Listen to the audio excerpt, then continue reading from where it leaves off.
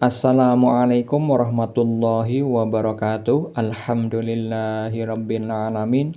Allahumma shalli ala sayyidina Muhammad wa ala ali sayyidina Muhammad. Kali ini saya bagikan lagi kisah mimpi tentang spiritual yang dialami seseorang yang saya bimbing jarak jauh secara online tentang ma'rifatullah, ilmu mengenal Allah. Dia melakukan mujahadah dengan mengamalkan apa yang diwajibkan Allah Subhanahu wa taala, dan saya anjurkan untuk menambahi perbanyak sholawat ya Sayyidi ya Rasulullah, yang artinya wahai pemimpin, wahai Rasulullah. Dilakukan setiap hari 30 menit menghadap kiblat dalam keadaan suci sampai 40 hari lamanya sebagai latihan awal.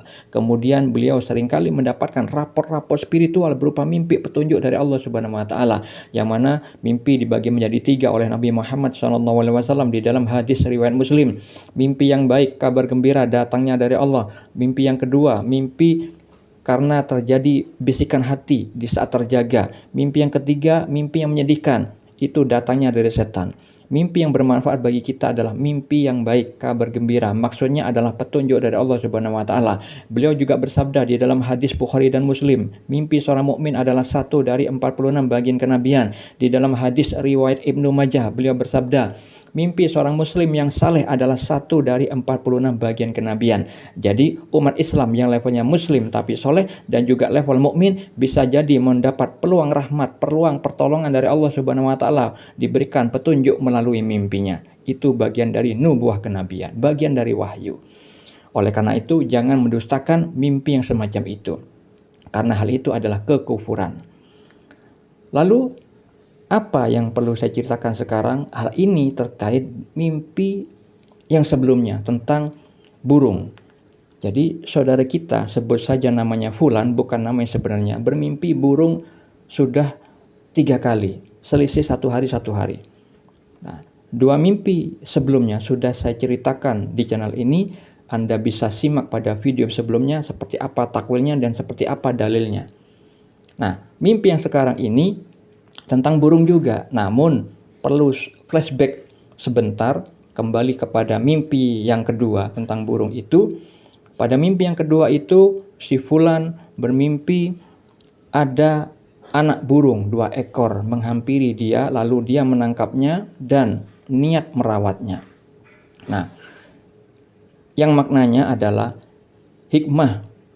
Jadi visual burung itu adalah simbol perwakilan 2 hikmah yang didapatkan dari burung. Hal itu terkait firman Allah di dalam surat Al-Mulk ayat 19 dan surat An-Nur 41 tentang burung yang diberikan rahmat oleh Allah sehingga mengembangkan dan mengatupkan sayapnya terbang di udara, namun burung itu tetap bertasbih kepada Allah Subhanahu wa taala. Nah, hikmahnya manusia harus memiliki sifat tawadhu, harus lebih baik daripada burung yang tidak memiliki hati nurani. Manusia punya akal, sedangkan hewan hanya punya otak. Burung ketika diberi kelebihan oleh Allah bisa terbang, burung itu tetap bertasbih kepada Allah Subhanahu wa taala, tidak menyombongkan diri. Sedangkan manusia kalau misalkan diberi akal, hati nurani, diberi ilmu supaya dilarang untuk sombong, ketika diberi kelebihan maka dia lebih buruk daripada hewan ternak dan lebih sesat lagi. Seperti itu yang Allah firmankan di dalam Al-Quran tentang orang-orang yang tidak memakai akalnya. Karena sudah diberi akal, tapi kok tidak dipakai akalnya. Beda sama hewan. Nah, ketika 2 ekor burung itu divisualkan oleh Allah sehingga si Fulan tadi harus mengambil hikmah dari burung, yaitu ketika diberi kebaikan harus tawadhu. Yang kedua, dia harus tetap zikrullah, ingat kepada Allah. Harus tetap memuji Allah bahwa kebaikan-kebaikan itu adalah mutlak karunia dan rahmat dari Allah Subhanahu wa taala, bukan dari kemampuan manusia itu sendiri. Nah, ketika Fulan itu di mimpinya menangkap dan ingin merawatnya, yang maknanya Fulan itu memahami makna dari burung itu karena sudah saya takwilkan di dalam kehidupan nyata, dan dia membenarkan takwilan saya dengan membuktikan kejadian nyatanya seperti apa yang sudah saya ceritakan pada mimpi yang bagian pertama pada video sebelumnya.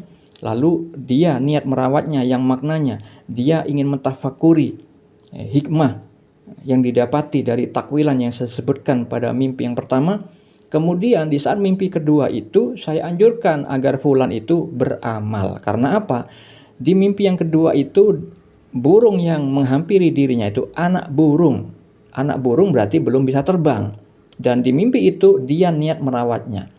Nah, jadi Allah itu memberikan anjuran untuk mentafakuri hikmah dua, ya, yaitu tawaduk dan tetap zikrullah, ingat kepada Allah. Sebagaimana burung yang Allah firmankan di dalam Al-Quran itu.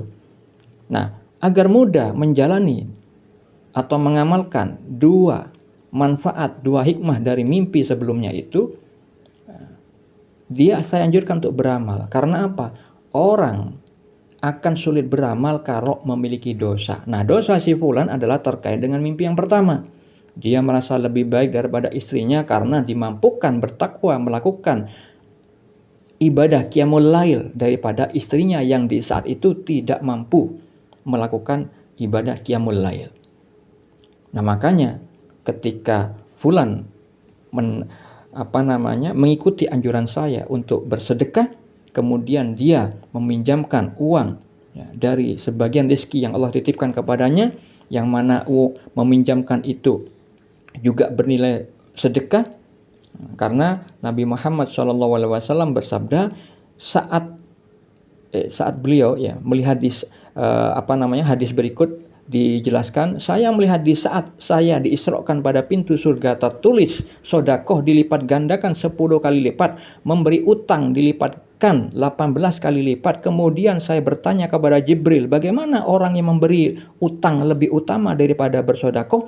Kemudian Jibril menjawab, karena orang yang meminta, dia itu meminta sedangkan dia sendiri dalam keadaan mempunyai harta. Sedangkan orang yang berutang, ia tidak akan berutang kecuali dalam keadaan butuh. Maksudnya orang peminta-minta, ya, biasanya itu meminta sesuatu yang memang sudah dia punya. Itu hobinya memang begitu, dia minta-minta. Tapi kalau orang berhutang, dia tidak akan meminjam uang kecuali dia memang tidak punya, dalam keadaan butuh. Nah, makanya pahalanya itu 18 kali lipat kalau orang itu menghutangi seseorang yang butuh.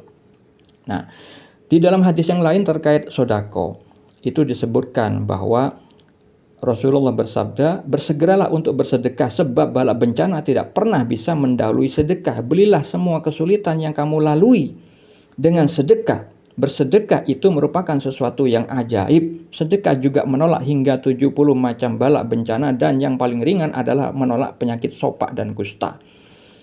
Ya. Jadi kalau misalkan orang itu bersedekah, salah satunya dengan cara meminjamkan uang kepada orang lain, itu bernilai sedekah, dan sedekah itu menghapuskan dosa-dosa yang diperbuat si fulan, ya, terkait dengan mimpi yang pertama.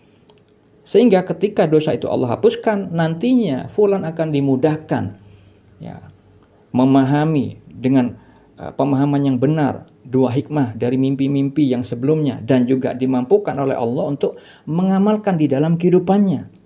Yaitu ketika diberi karunia kebaikan berupa ketaatan, mampu melakukan taat, dia nantinya tidak lagi berbuat seperti kejadian sebelumnya, yaitu meremehkan atau menganggap orang lain itu rendah di saat orang itu tidak mampu bertakwa seperti dirinya. Namun dia harus mendoakan orang yang tidak mampu itu, terlebih lagi itu istrinya. Karena apa? Menjalankan sabda Nabi Muhammad SAW, seseorang itu tidak memiliki keimanan sempurna kalau dia belum mencintai saudaranya sama muslim itu seperti mencintai dirinya sendiri. Dan dalam sabda yang lain, merasa satu tubuh. Jadi jika orang lain tidak mampu berbuat takwa, maka doakan supaya dia dimampukan oleh Allah untuk bertakwa, terlebih lagi istrinya. Nah, seperti itu harusnya kalau dia mengetahui kebenar hakiki kemampuan itu adalah dari Allah. Nah, ketika dia sudah bersedekah, akhirnya mimpi yang berikutnya, mimpi yang ketiga kali, bahwa 2 ekor yang sudah dia rawat itu mulai bisa belajar terbang, dan induknya menghampiri 2 ekor anaknya yang sedang dirawat oleh si fulan. Yang maknanya 2 hikmah pada mimpi-mimpi sebelumnya. Fulan itu sudah memahami dengan kebenaran hakiki, bukan dengan persangkaan, dan dia Allah ridhoi agar bisa mengamalkannya di dalam kehidupan nyatanya. Semoga hal ini bermanfaat. Assalamualaikum warahmatullahi wabarakatuh.